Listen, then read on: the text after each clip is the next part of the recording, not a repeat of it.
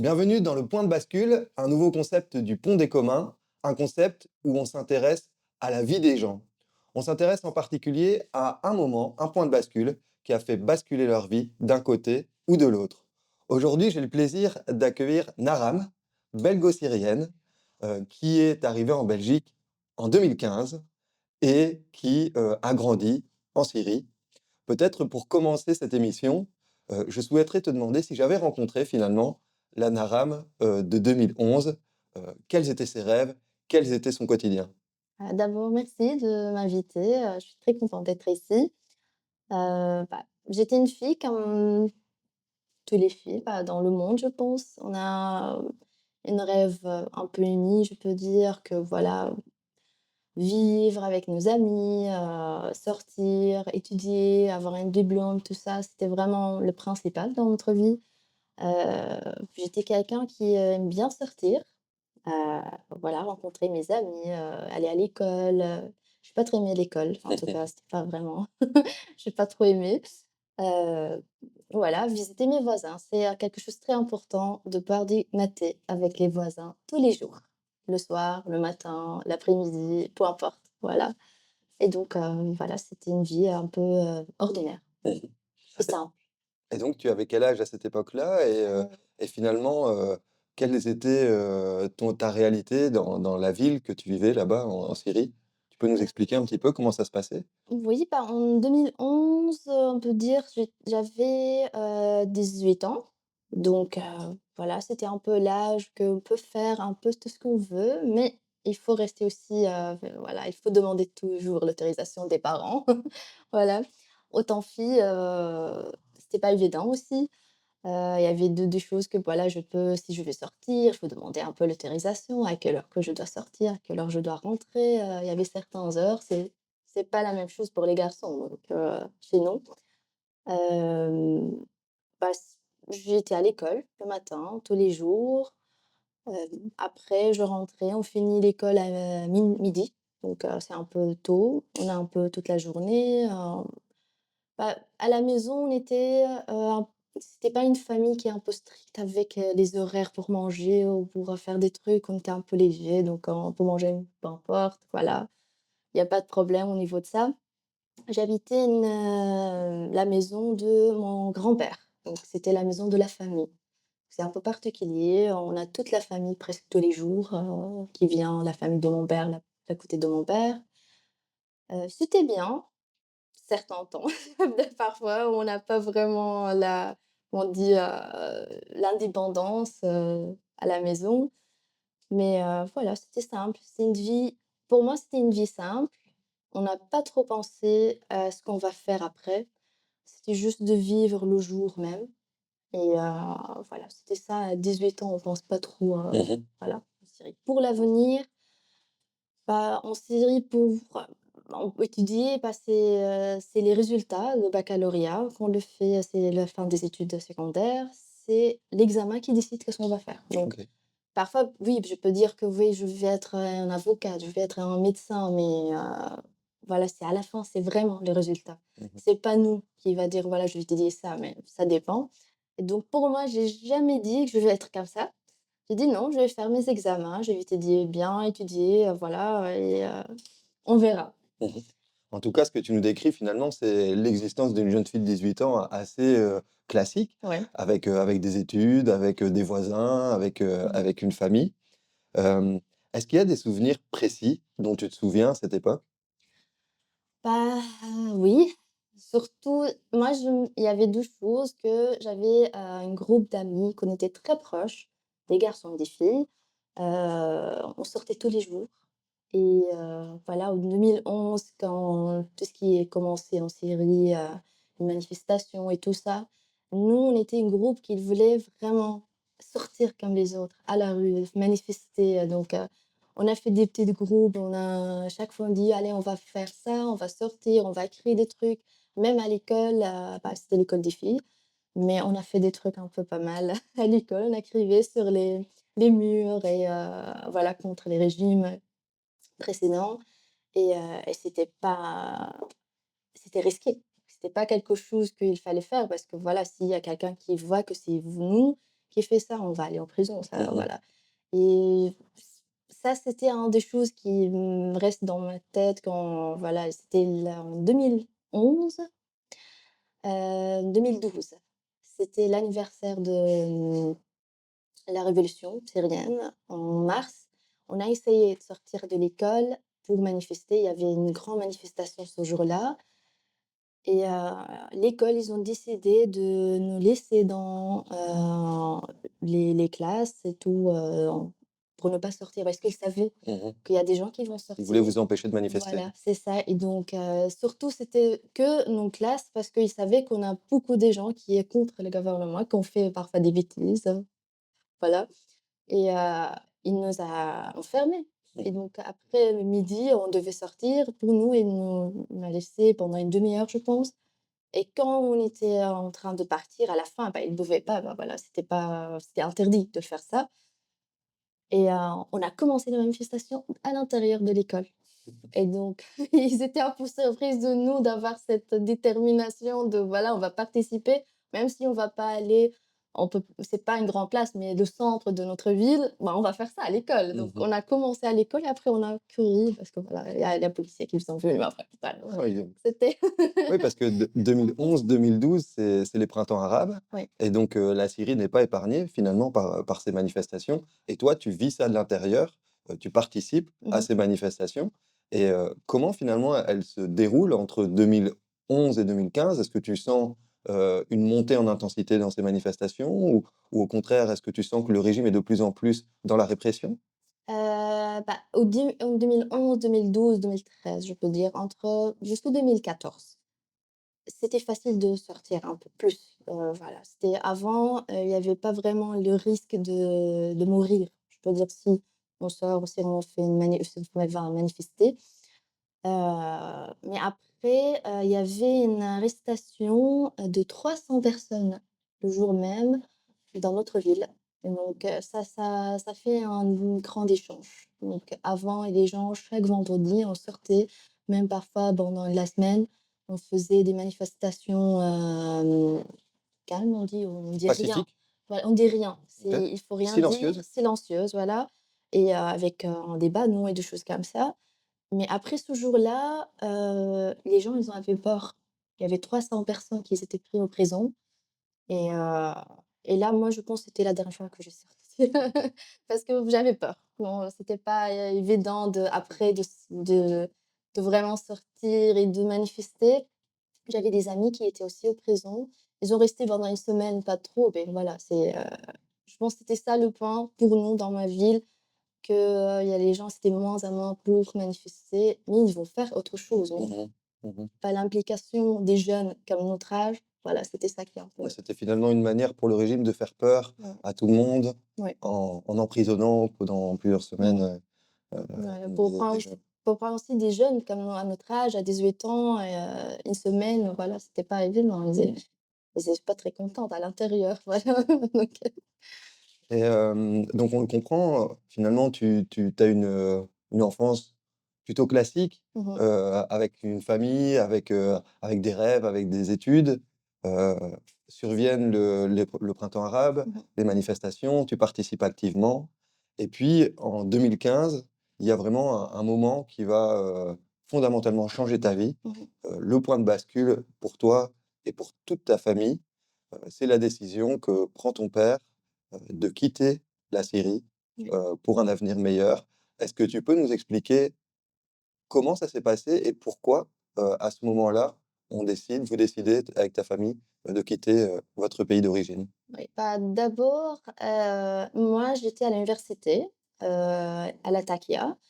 C'était une ville calme, il y avait pas vraiment grand-chose là-bas, mais après il y avait des bombardements qui arrivent tout en coup comme ça. J'ai arrêté mes études, je devais pas aller à l'examen et en Syrie, c'est on peut pas aller à l'examen, 2 ans, on peut plus continuer des études OK, et donc c'était ça la raison. Chaque fois il y avait un examen, ils font des bombardements et ça empêche les étudiants. les étudiants pour aller à l'examen.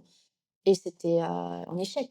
Même s'il y avait des bombardements, c'est un échec, donc ils s'en foutent et voilà, pour moi, c'était impossible de continuer mes études. Donc même, je peux pas étudier autre chose. C'est fini pour moi Pour mon père aussi, c'était compliqué avec, son travail. Il avait un bar et un peu un brasserie, je peux dire, un peu un petit restaurant. Heu, il y avait beaucoup, des milicias ou qui vient moi je dis militia, pour moi c'était pas vraiment le gouvernement. C'est ça, c'était des milices, des Oui, miliciens voilà, qui venaient oui, armés, oui. mais où on ne savait pas les identifier. C'était pas Mmh. l'armée, Non, c'était c'était pas des gens l'armée, en c'est des armes. des gens qui étaient bénévolement, qui vont, aller à la par exemple à la police pour dire qu'on veut être avec vous. Ils vont prendre des armes et voilà, ils vont faire des points pour, arrêter les gens et tout ça et ça, c'est ce qui s'est passé en Syrie. Les dernières années, c'était comme ça, donc il y avait beaucoup des gens, c'était des peuple aussi, mais ils sont avec des gouvernements qui ont eu le pouvoir et ils vont faire n'importe quoi. Mmh. Donc et c'était ça le cas dans le bar de mon père, qui vient tous les jours avec leurs armes, qui vont faire des bêtises quand ils boivent, donc et tout ça. Et c'était pas évident pour mon père parce que pour lui, c'était important d'avoir une réputation bien dans le restaurant et que c'est aussi, calme et pour les gens, que Mmh. c'est, safe, on peut dire, pour les autres qui viennent. Et donc pour lui, c'était pas aussi de continuer son travail. La vie, elle était compliquée. On avait plus d'eau, gaz, électricité, tout ça, c'était trop compliqué de l'avoir. La vie, elle était trop chère. Voilà et donc mon père, il a décidé, que ça va pas. Ici, ça va pas rester. On peut pas rester. Il y a pas d'avenir pour moi, pour mon frère aussi. Mon frère, il avait peur. Chaque fois, on entend des bombardements, on entend des fusils, on entend, il y a beaucoup de bah, chaque jour, il y avait des choses comme ça. Mmh. Des avions, militaires qui viennent, tous les jours, donc ça, c'était un quotidien que, moi, si je me réveille pas avec le son, de bombardement qui est un peu c'est loin de chez nous, Mmh. mais ça après ça devient normal. Mmh. Pour mon frère, c'était un peu compliqué pour lui. Donc il avait, 7 ans, il avait trop peur. Chaque fois, il entend ça, il met ses mains avec les oreilles et il va aller sur un table ou quelque chose comme ça pour voilà et voilà, mon père, il a décidé, il a dit: C'est fini, on va sortir, on va quitter». Mmh. Donc on comprend bien finalement, il y a plus d'avenir Mmh mh. pour toute une jeunesse, qu'on prive d'études et d'instruction. Une situation sécuritaire compliquée avec des armes, avec des avions, avec des bombardements. Heu et puis même vous, vous le sentez en insécurité dans la rue. Comment est-ce que ça se passe, le départ de cette ville? Est-ce qu'à l'époque, les départs sont fréquents? Est-ce que, beaucoup d'habitants de cette ville s'en vont en 2015? Ou bien est-ce que vous vous retrouvez tout seul sur les routes? Bah, non, il y avait beaucoup.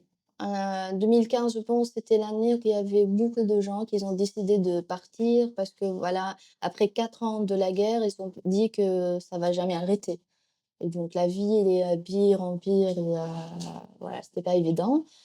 Mais mon père, quand il a décidé, il a parlé autour de lui qu'il va partir. S'il y a des gens qui ne veulent partir, des amis, des familles et il a voilà, on était en groupe de 27 personnes, qu'on a décidé de partir ensemble. Mais le jour même qu'on a parti, il y avait 300 personnes. Ah On oui. était surprises, où on est parti, c'était il y Et avait sans vous concerter, donc c'est 300 personnes qui ouais. partent le même Le jour, même jour parce à qu'en la fait gare ouais. et on est arrivés tous en même temps. Il y avait, je ne sais pas, c'était, 5 bus ou quelque chose, Mmh. des grands Est-ce bus. qu'on peut dire qu'à l'époque, il y avait des centaines de personnes qui Ouais, partaient tous les jours? ouais, on peut dire ça, oui, dans toute la série. Mmh Mais, mh. surtout, ma ville, c'était le jour les plus il y avait 300 personnes, il y avait c'était pas avant, il y avait pas ça. OK. Et donc, c'était vraiment la période que tout le monde, il a décidé, de partir et voilà, on est parti, on a fait le trajet. Mmh.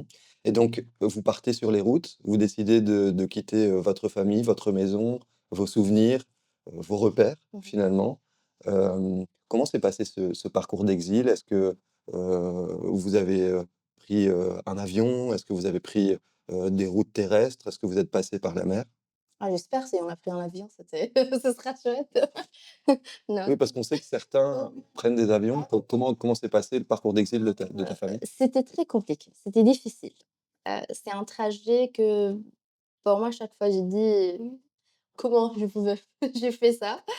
Heu, oui, on a passé par plusieurs, pays. C'était un trajet, on a pris tous les moyens de transport, même l'avion de Liban jusque la Turquie, on a pris l'avion.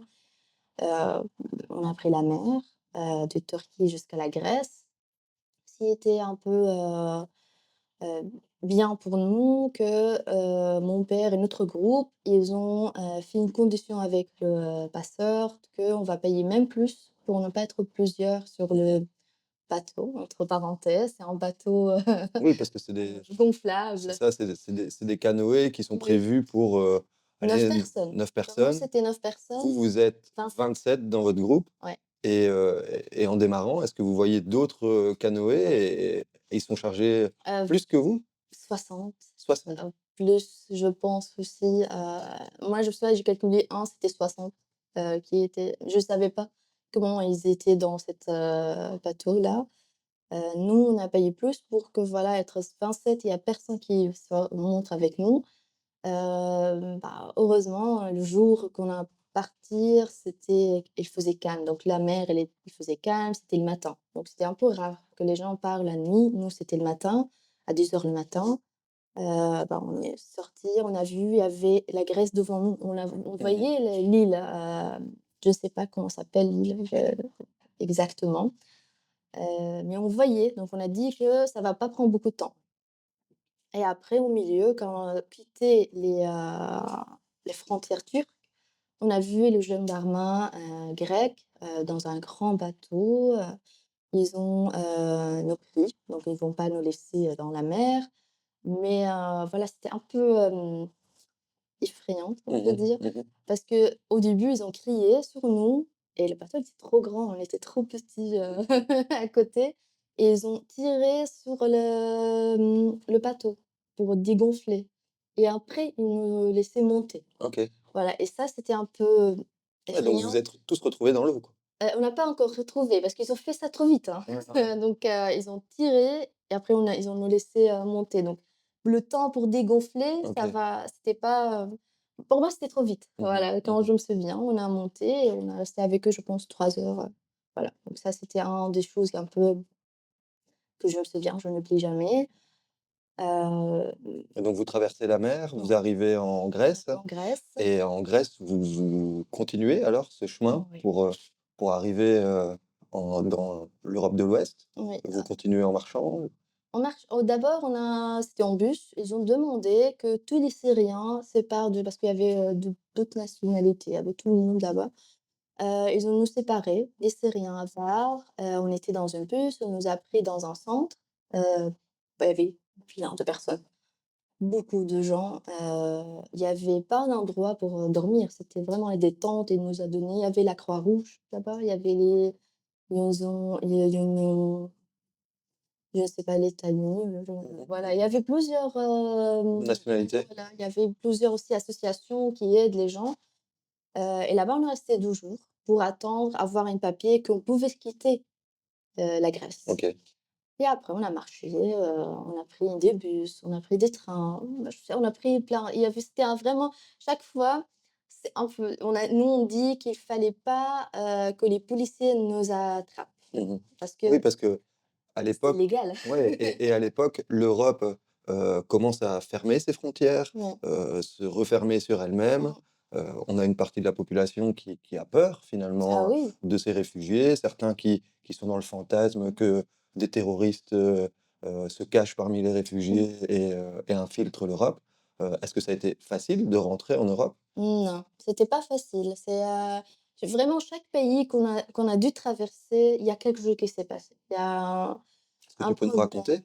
ou pas. Il y avait c'est quelque chose que j'en oublie si jamais, c'était entre la Serbie et la Croatie. On était dans un vallée, on était nombreuses. Moi, je me souviens que j'ai vu plein des têtes des personnes. Quand je suis petite, voilà, j'étais Mmh. un peu coincée de tout le monde. J'avais un peu peur qu'on ne pouvait pas bouger. Il y avait la Croix-Rouge avant le matin. Le soir, on avait peu personne. Il nous a donné, bah, des choses parce qu'il va pleuvoir. Il nous a donné un fil un peu, un aluminium, je sais pas, OK. pour se protéger. Mmh mh. On Mmh. est resté toute la nuit et le matin, à cause des nombreuses de personnes qui voulaient plus rester parce qu'il y avait l'armée de la Serbie et la Croatie qui étaient là, ils ont fermé les frontières et qu'ils voulaient pas qu'on, Que vous passiez. passe à l'autre côté. Vous êtes nombreux alors dans cette vallée? Trop. Moi, je sais pas Des du tout. centaines, Ah, des milliers. des milliers? Oui, oui, je peux dire des milliers. On était beaucoup, Bloqués bloqués. face, à l'armée, Ouais, à la frontière, vraiment, il y avait une grille comme ça je l'ai vu au début. mmh Après le jour même, vu qu'on est arrivé le soir, je l'ai pas vu parce qu'on a marché un petit peu, bien sûr. le matin. Il y avait une grille, il y avait les armées, devant nous. Les 2 armées, parce qu'on voyait des armées qui est devant et armées qui est derrière, qui sont différents. Mmh. Et là, quand les gens ils ont marre de rester, d'attendre. Ils ont essayé De forcer le de passage. forcer le passage et là, c'était le bordel. Heu, Là, il y avait des gens qui ont écrasé d'autres gens pour passer. Ça, je Donc l'ai il y vu. a un mouvement de foule Un mouvement de foule, ouais. qui déferle Ouais. et l'armée ne contient pas Non, et donc on se retrouve avec des gens qui se font marcher dessus, c'est ça que tu voilà, expliques? c'est ça, qu'il y a des gens qui étaient écrasés par des gens. Ça, c'était une image que je l'ai vue que, j'avais trop peur. Je comprends. Et là, je pensais que c'est fini. Je sais pas qu'est-ce qu'on va faire. Ouais, tu te voyais mourir et te Ouais, faire, piétiner par la foule. ouais, c'est ça. Et là, mon père, il a dit, «Bah, on va pas rester ici, on va sortir de vallée, il y a une forêt qu'on doit, bah, traverser». Bah, c'est lui qui l'a fait nous courageux pour ça et il a sorti, on a pris le 27 Donc il a personnes. Il a dit: «Là, mais je pense qu'il y a des mines», parce qu'on voyait comment on dit? des cratères, des trous, Oui, et aussi il y avait une panneau, quelque chose un comme ça qui panneau. ressemble, un panneau, qu'il y a des mines dans cet endroit-là. Enfin, mon père, il a dit: «Marchez comme moi, ne bougez pas, il faut vraiment prendre les mêmes étapes que je le prends». Enfin, on était derrière lui, Mmh. franchement. On était tous avec les mains et marcher. Heu et quand on était au moitié de cette, forêt, il y avait quelqu'un qui vient bah, l'autre, côté, crier, courir et crier qu'il y avait des monstres et enfin, il venait de passer comme ça. Nous, on était à s'arrêter pendant 2 Vous étiez minutes. effrayés? Ouais, on savait pas qu'est-ce qu'on va faire. Enfin, mon père, il a dit: On va avancer». Voilà, il faut avancer. Ça, Mmh. c'était vraiment, hem, l'idée que on va avancer n'importe quoi, on va avancer n'importe ce qui va passer, il faut avancer. Quels que soient, Quel que soit les grillages, quels ouais, que soient les murs, quels que ouais, soient les soldats, on va avancer. vous alliez avancer, vous Ouais, alliez continuer ouais, votre exil. ouais, il faut pas arrêter. Ça, c'était, voilà. On a avancé, on a trouvé, il y avait une petite église et là, on a vu, il y avait les policiers. On a, dépassé les frontières, OK. finalement. Voilà, ça, c'était un de choses que je n'oublie jamais. Quand j'ai voyais des gens qui morts, qui écrasés, voilà, Mmh. je l'oubliais pas, mais j'aime bien de l'oublier. Ouais, je comprends, je comprends. C'est des images qu'on Voilà, préférerait oublier, ouais. mais qui restent finalement, Mmh. marquées. Hem et donc tu traverses la frontière Oui, et tu heu, pas encore tout à fait arrivé en Belgique du coup. non, Quels sont les autres pays que tu as traversés? Est-ce qu'il y a heu des moments comme ceux-là qui t'ont marqué? il y avait, ça, c'était le plus pour moi, c'était le plus marqué pour Bien moi, sûr. vraiment. Mais après, on a traversé, c'était bah, les responsables de la même, pays, donc c'est eux qui nous fait traverser. OK. Voilà, parce qu'ils ont commencé à faire un peu des trajets À et organiser finalement. organiser. Voilà, nous, quand on est parti de la Syrie, il y avait l'idée qu'il fallait pas laisser l'État où on est, où les policiers nous attrapent. OK, Voilà, mais ça a changé pendant la route, OK, le trajet OK. et donc là, on a dit qu'il fallait aller avec eux parce que voilà, ils savent comment on va partir un peu, Mais c'est quelque chose, je trouve, de très intéressant ce que tu dis parce que finalement, hem, on a le fantasme, ou en tout cas certains citoyens ont le fantasme qu'on peut fermer les frontières, ça peut être hermétique et finalement quand on essaye de faire ça, de fermer les frontières, bah, on se retrouve avec des situations malheureuses, des mouvements de foule, des gens qui sont piétinés, des morts, mmh. alors qu'ils rêvaient juste, d'un avenir, plus correct. Je pense la personne qui quitte son pays, qui quitte tout, heu tout son passé, toute sa vie, quand il va sortir, quand il va partir, bah, il a pris une décision, donc il va faire peu importe Mmh mh. qu'est-ce qu'il y en a en Mmh. obstacle, peu importe un problème qui est devant lui, il va le dépasser. Mmh. Voilà, donc il va trouver une solution. Ouais, puis c'est un peu l'histoire de l'humanité, la migration, Mmh. ça a été de toute époque. Mmh mh. On peut remonter le plus loin possible. Les êtres humains, ont voyagé Mmh. entre les pays. Mmh. Hem, OK, tu arrives en Belgique, c'était quoi le rêve européen? C'était quoi la vision que tu avais, de, ton arrivée en Belgique, de votre arrivée en Belgique? Est-ce que vous espériez, en arrivant en Belgique? Et alors, est-ce que finalement le rêve correspondait à cette réalité? Heu, je peux dire, quand je suis arrivée, j'ai pensé à autre chose que ce que j'ai Qu'est-ce que tu trouvé. rêvais? C'était quoi alors le rêve? Bah, moi, je la rêve que, voilà, on va arriver dans un pays européen, voilà, on a le droit de l'homme qui se retrouve pas vraiment chez nous, des droits des femmes aussi, Mmh mh. voilà, qu'on a plus de liberté, plus, voilà, c'est vraiment une vie magique, je peux dire, ouais. Et quand on est arrivé en Belgique, bah, on était dans le centre de Croix-Rouge. On est arrivé, j'étais un peu surprise de l'état que, nous, on entend qu'on va arriver, il y aura des maisons pour les familles, il y aura des endroits qu'on sera protégés ou sécurisés. Là, on a tombé dans un centre avec 150 personnes la nuit, on est arrivé et il y avait que des chambres ouverts, des Mmh. grands chambres et qu'on était nombreuses dans ces grands Mmh. chambres avec des familles qu'on connaît pas, avec que des lits, et des garde-robes. Mmh. Voilà et on était surprises, on était un peu, désespérées où on a dit, hem: «On n'a pas pensé à ça». Je me Oui, souviens, maman, il était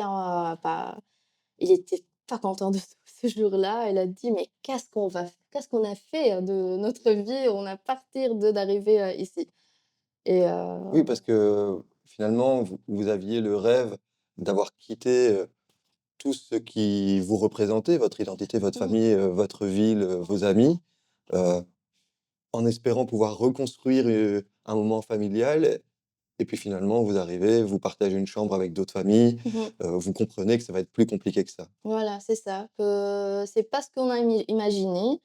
Voilà, je comprends que aussi pour le centre, ils savaient pas on sera ce nombre de personnes ce jour-là. Je voyais aussi que les personnels qui travaillent, donc les gens de la Croix-Rouge, ils étaient trop gentils avec nous. Ouais, ils ont essayé de faire qu'est-ce qu'ils peuvent pour, voilà, qu'ils peuvent pour, voilà, nous faciliter un peu cette nuit-là. Mmh. Donc, mais après, pour moi, les 6 mois que j'ai resté dans le centre, c'était tout à fait, j'ai pas aimé. Mmh. Voilà. Ouais, c J'ai vu même l'ambiance, pour moi, c'était pas l'Europe. Parce que l'ambiance qui était dans le centre, il y avait, beaucoup des gens qui étaient stricts au niveau, bah, religieux, mental ou, heu, voilà et nous, on n'est pas comme ça et dans le centre, j'ai dû habillée comme j'ai jamais pensé dans ma vie, même en Syrie, on n'a jamais pensé par là de m'habiller, un peu long, des trucs comme ça parce que voilà, il y a des gens qui, nous dérangent. Même, il y avait des gens qui m'a dérangé pour mettre le voile, c'était dans le centre, c'était en Europe, donc mmh. c'était pour moi ça qui était un peu Je comprends. ouais, je dis: «Mais qu'est-ce qui se passe?» Il y a des gens qui me demandent, je viens de quelle religion, il y a des gens qui me demandent pourquoi je mets pas de voile, c'est bien de mettre le voile et tout ça et Et tu avais envie de leur dire: «Mais laissez-moi vivre». bah, oui Ouais. et c'est pour ça, les 6 mois dans le centre, ici, pour moi, c'était pas l'Europe. J'étais Mmh. dans un autre pays. Et on comprend finalement ce qui a été difficile, à ton arrivée et au contraire, et j'ai envie de te poser la question, qu'est-ce qui t'a donné espoir? Heu, quand je suis sortie du centre, le premier jour, on a trouvé une maison. J'ai eu le statut de réfugié. On a trouvé une maison à tourner et aussi, ce qui est très important, on a rencontré des personnes, des Belges.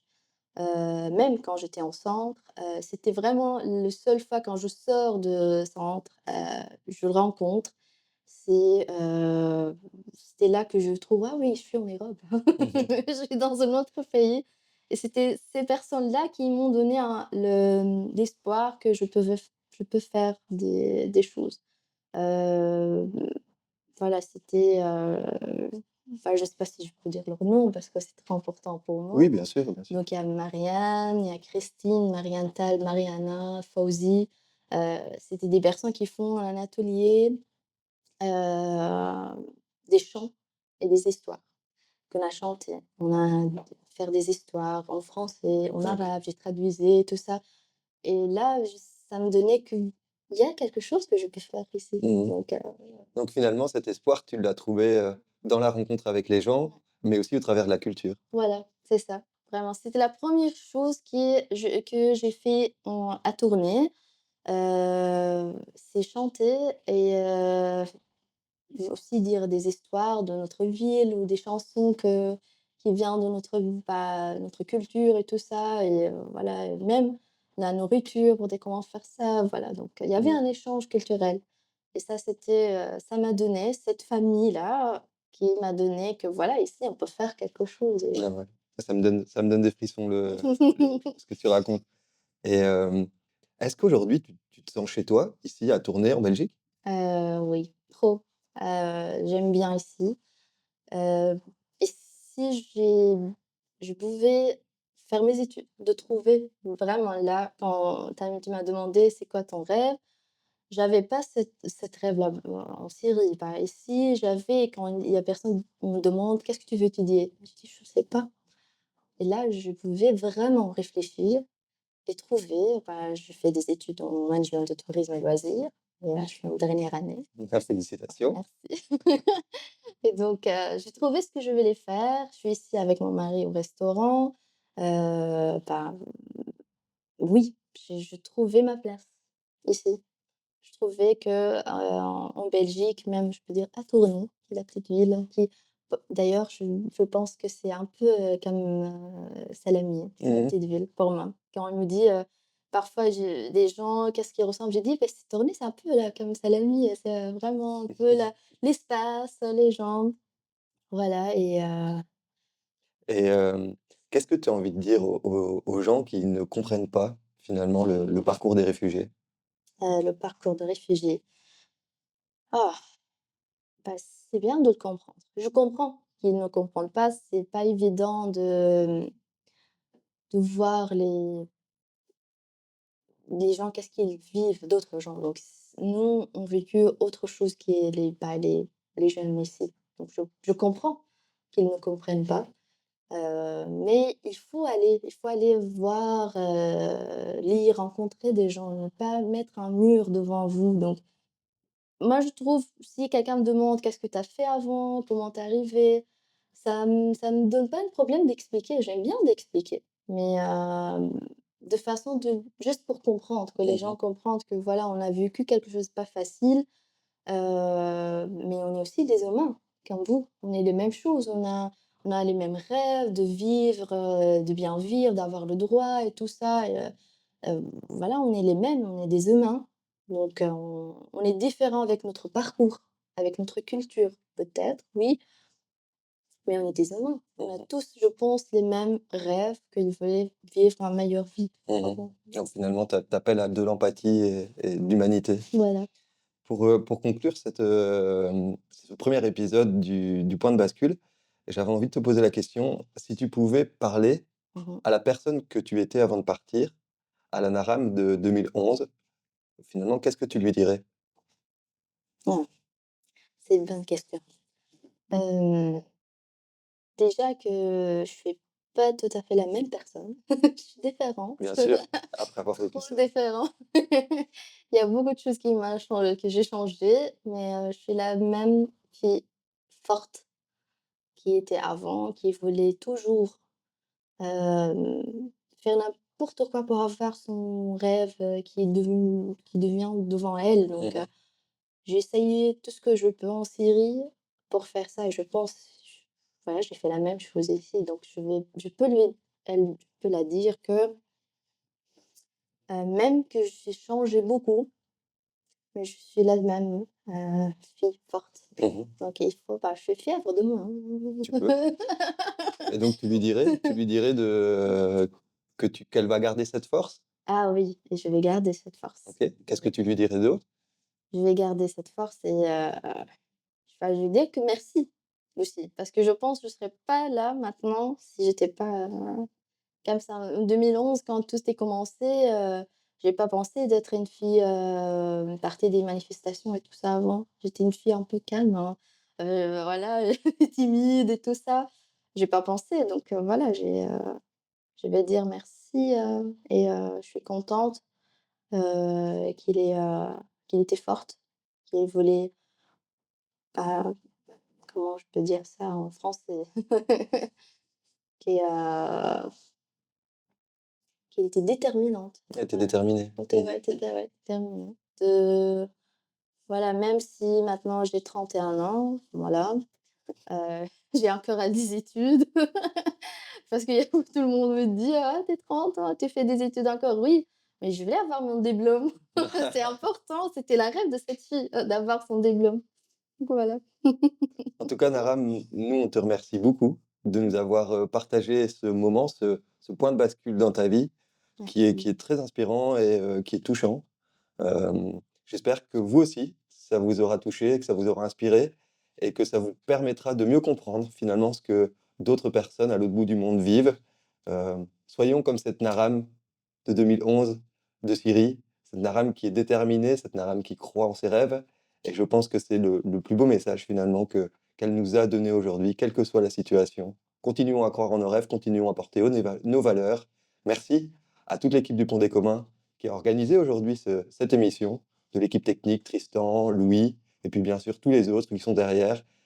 Ils sont nombreux et je ne les citerai pas tous, mais c'est ensemble finalement qu'on fait vivre ce média et c'est grâce à tous ces gens-là qu'on a l'occasion de rencontrer Merci. plus amplement, je vais dire, des parcours de vie comme le tien, inspirants. Merci Naram. Merci à toi.